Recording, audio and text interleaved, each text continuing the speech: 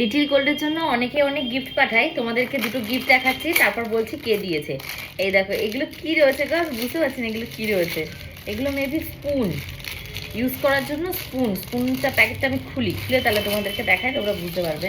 এই দেখো মা কি বিউটিফুল স্পুনগুলো দেখো, মানে ধরো সল্ট, টি, তারপর সুগার, যা ইচ্ছা হবে সবই তুলতে পারবে, ভ্যারাইটিস রয়েছে। এই দেখো কতগুলো সেট। আচ্ছা ঠিক আছে, ভীষণ সুন্দর হচ্ছে এটা। আচ্ছা তার সাথে এখানটায় রয়েছে একটা ড্রেস লিটিল গোল্ডের জন্য, তাই তো? লিটিল গোল্ডের জন্যই তো, হ্যাঁ এই যে এটা কোথাকার যেন বললো ড্রেসটা, আমি না ঠিক মনে করতে পারছি না, ভুলে গেছি। মেবি এটা পুরীর হতে পারে।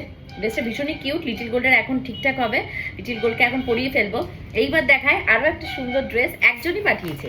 এই যে যেগুলো সেগুলো একজনই দিয়ে গেছে। আচ্ছা এখানে একটা রয়েছে সুন্দর ড্রেস, এটা মনে হয় গুজরাটের ড্রেস বললো, গুজরাটিরা যেমন ড্রেস পরে সেই রকম ড্রেস এটা। এটা হলো কি ব্লাউজ, কি কিউট, ও মাই গড দেখো, অরেঞ্জ কালারটার জন্য বেশি সুন্দর লাগছে, অরেঞ্জ কালারের একটা ব্লাউজ। আচ্ছা এইটা একটু খুলে দেখি কি আছে। আচ্ছা আচ্ছা আচ্ছা আচ্ছা আচ্ছা, আরে বাস, আরে বাস, গুজরাটিদের ওই সেই ড্রেস, মানে শাড়ি, রেডি টু ওয়্যার যে শাড়ি, সেই শাড়ি দেখো, তোমরা দেখো।